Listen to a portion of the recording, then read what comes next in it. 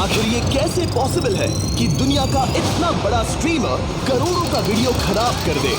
मेरे चैनल पे पोस्ट कर देना, अब वो मेरा वीडियो है। लगता है हमारे अगले सेगमेंट की शुरुआत अच्छी होगी। आपको पता चलने वाला है कि कैसे इसे मेरा स्टूडियो दिखाने का फैसला, हम लोग लाइव है स्टूडियो, मुझ पर ही भारी पड़ गया। इसीलिए रूल्स को लेकर स्पेसिफिक होना चाहिए और एक छोटी सी गलती चेन रिएक्शन ट्रिगर कर सकती है जिससे पूरे प्रोडक्शन का सत्यानाश हो सकता है। वो बस मेरे सामने दिखावा कर रहा है। ये वीडियो YouTube पर नहीं आने वाला था, लेकिन देखो हमने इसे कैसे निपटाया।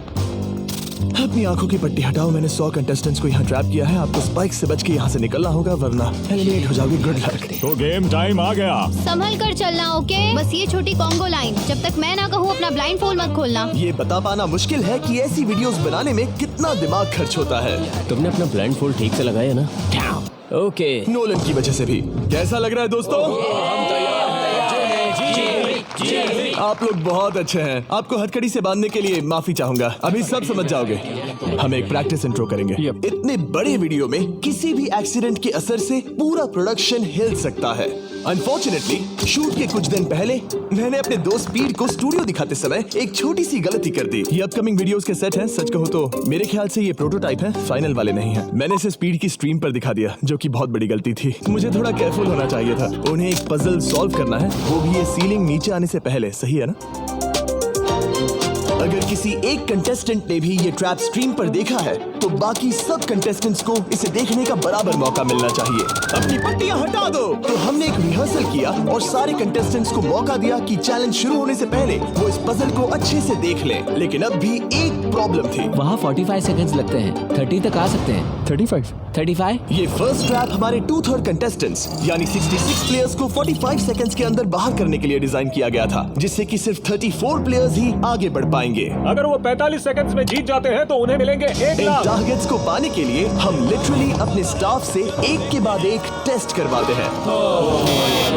लेकिन वो सारे टेस्ट बेकार गए क्योंकि सबको एक झलक मिल गई थी। इसीलिए हमने 45 सेकंड्स के बजाय 35 सेकंड्स में सीलिंग को नीचे लाने का फैसला कर लिया। अब चलो चैलेंज शुरू करते हैं। उम्मीद है सब अच्छा होगा। सब लोग अपनी पट्टियां हटा दो। मैंने इन 100 लोगों को दुनिया के सबसे खतरनाक कमरे में फंसा दिया है। सीलिंग नीचे करो।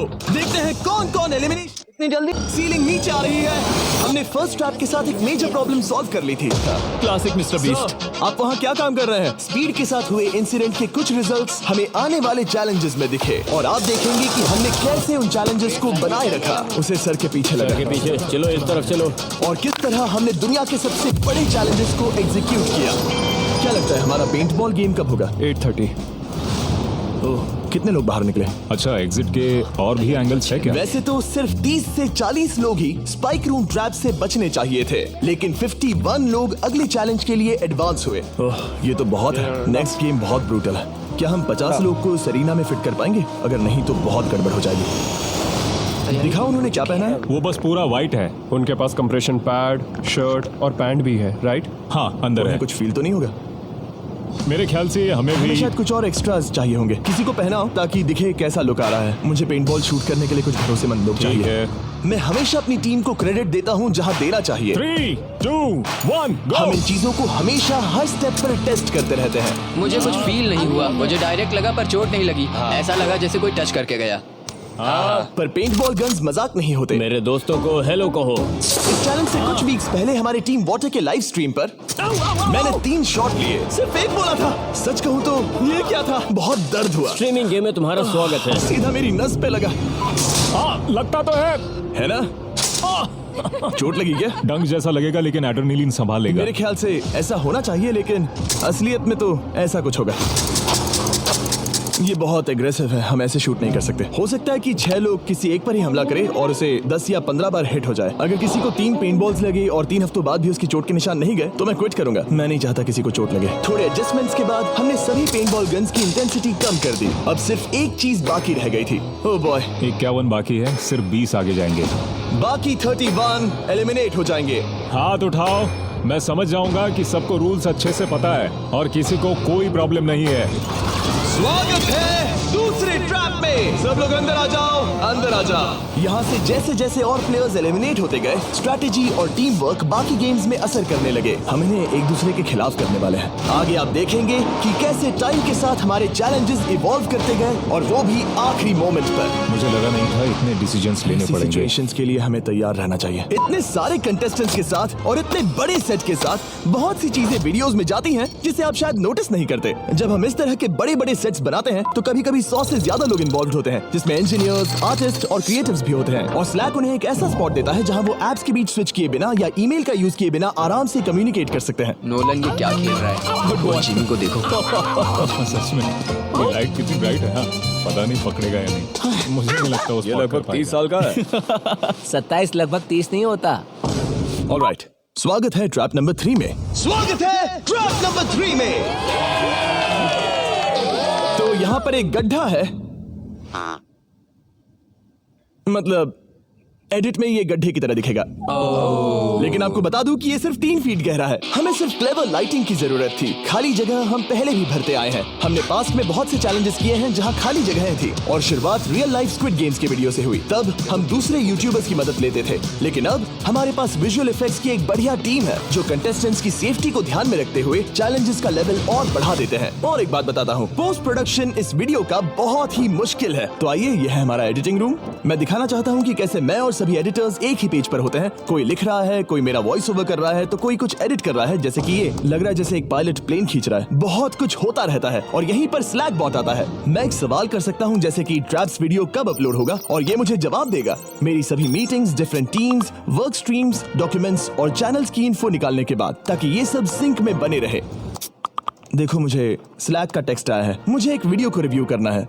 अगर मुझे वीडियो रिव्यू के बीच कोई इन्फो भेजना है तो स्लैक मुझसे कम्युनिकेट करता है। यहाँ तक कि आपको मीटिंग्स में नोट्स लेने की भी कोई जरूरत नहीं है, क्योंकि स्लैक सारी बातों को समराइज करके नोट्स बना लेगा और अगले स्टेप के लिए सजेस्ट भी करेगा। फॉर एग्जाम्पल, अगर हमने किसी को जलते घर में डाला तो उस वीडियो में हमने क्या सेफ्टी प्रिकॉशंस लिए ये जानना है, तो मुझे बस इतना करना है, प्रोडक्शन चैनल को स्कैन करना है और पूछना है कि हमने उस स्टंट में क्या सेफ्टी प्रिकॉशंस लिए थे, और जवाब मिल गया। मुझे हजारों मैसेजेस स्क्रॉल करने की जरूरत नहीं, वो मेरे लिए समराइज कर देगा। तो ये जानने के लिए कि हम अपने बड़े बड़े वीडियोस में स्लैक की मदद कैसे लेते हैं, इस QR कोड को स्कैन करिए या डिस्क्रिप्शन के लिंक पर क्लिक करिए, और आप भी $1 लाख का अपना शेयर जीत सकते हैं, जो हम ऐसा करने वाले लोगों को दे रहे हैं। QR कोड स्कैन करो, डिस्क्रिप्शन में दिए लिंक पर क्लिक करो।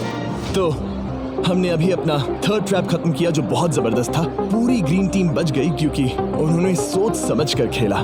पूरी ऑरेंज टीम हार गई, जो कि मजेदार है। आपको पता भी नहीं चलेगा, लेकिन इसमें लेयर्स हैं, डेप्थ है और स्ट्रेटजीज भी। लेकिन इस तरह के लेवल के अपने भी इश्यूज होते हैं, और अगले ट्रैप के लिए मैं बिल्कुल भी तैयार नहीं था।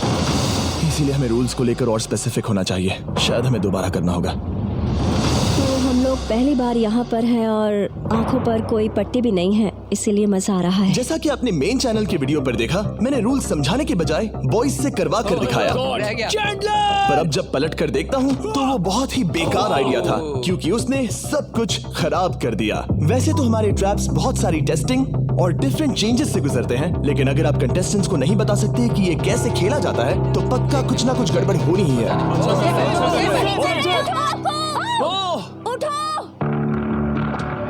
अब जैसा आपने मेन चैनल के वीडियो पर देखा, तुम विनर हो। टोमर इस ट्रैप से बचकर फाइनल 4 में पहुंच गया। वो इसीलिए क्योंकि इस बार हमसे गलती हो गई। रुको, हमने आम क्यों रोक दिया? वो बैठा है इसीलिए। ये एक बड़ी प्रॉब्लम थी। 1 सेकंड में बस अभी आया, मुझे रिप्ले देखना होगा। इसीलिए हमें रूल्स को लेकर और स्पेसिफिक होना चाहिए। यहाँ से तो सब सही लग रहा है। वो स्लो हुआ, इसलिए वो बंदा गिर गया। इसे दोबारा रीप्ले करना प्लीज। असली प्रॉब्लम तो ये है कि अगर हमने उस आम को नहीं रोका होता तो क्या वो उसके बाद वाले प्लेयर को गिरा देता? अगर हम फेयर गेम खेल रहे होते तो तोमर के गिरने से पहले आम ने उसे गिरा दिया होता। फुटेजेस देखने के बाद हमें रियलाइज हुआ कि अगर प्रोडक्शन ने ट्रैप रोका नहीं होता तो टॉमर के गिरने के पहले ब्योन को आर्म ने उड़ा दिया होता। वो इसीलिए क्योंकि हमने रूल्स नहीं समझाए। क्या हम कंटेस्टेंट्स को रोककर प्रैक्टिस करवा लें? End of the day game की इंटेग्रिटी सबसे ज्यादा इंपॉर्टेंट होती है। हमने डिसाइड किया कि उन्हें रूल्स दोबारा समझाएंगे और ट्रैप भी दोबारा रन करेंगे। अगर आपको आर्म हिट करता है तो सपोर्ट के लिए आप उसे नहीं पकड़ सकते। ये परफेक्ट तो नहीं था, पर एटलीस्ट एक फेयर सोल्यूशन जरूर था। जो इस रूल से अग्री करते हैं वो हाथ उठाए। टॉमर और ब्योन दोनों अपोजिट साइड में रहेंगे।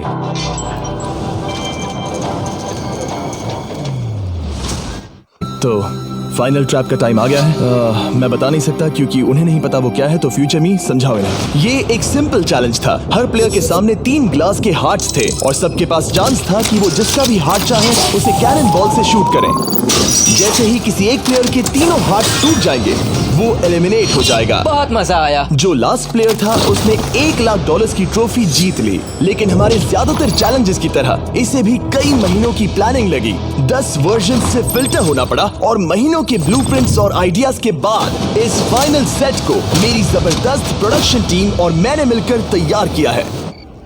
हाँ, गुड जॉब फ्यूचर मी, बहुत मजा आएगा। देखते हैं क्या होता है। कैसे डिसाइड करेंगे कि कौन पहले जाएगा? वेल हम टोमो से स्टार्ट करेंगे क्योंकि वो round 1 winner, round 2 winner, round 3 winner, round 4 winner है। हम मेन चैनल वीडियो में कैरामल प्रमोट कर रहे हैं, उन्हें ट्राई करने देना चाहिए। ऑलराइट कंटेस्टेंट्स, कैसा लग रहा है वहाँ? ग्रेट। ओके, हम बस स्टार्ट करने ही वाले हैं। मुझे पता है हम लेट हो गए हैं, लेकिन यही वीडियो का मेन पॉइंट है। नहीं यार। यहाँ ऊपर सब चेक कर लिया क्या? तुम कैंसिल ही खेलेगा? मैंने पहले ही कहा था। और कैसा लग रहा है? Oh my gosh. बहुत अच्छे, चलेगा। और 13 शॉट्स के बाद हमारे पहले एलिमिनेशन का टाइम आ गया। बस कर दो। मेन चैनल की वीडियो में जब प्लेयर एलिमिनेट होता है तो ये होता है। गिरा दो।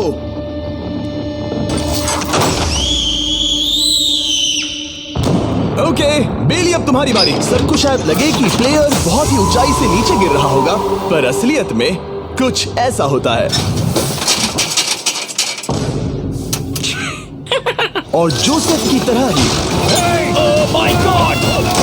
एक को छोड़कर सबका वही हाल हुआ। गिरा दो। We love you। डूड, मेरा पेट मेरे दिमाग तक आ गया था। और कई घंटों के बाद हमें विनर मिला। Oh my God. Congratulations, trophy तुम्हारी हुई। तुमने कमाल कर दिया। मैंने शॉट मिस कर दिया गाइस, पर मैं उसके लिए खुश हूँ। वैसे तो हमारे नॉर्मल वीडियोस में चैलेंज जल्दी खत्म हो जाते हैं, लेकिन इस राउंड को शूट करने में 5 घंटे लग गए। रात के 1 बजे स्टार्ट किया था, जब तक खत्म हुआ तब तक सूरज उग गया था। जिमी, काम करके मजा आया। Thank you. ओह गॉड, बहुत लेट हो गया।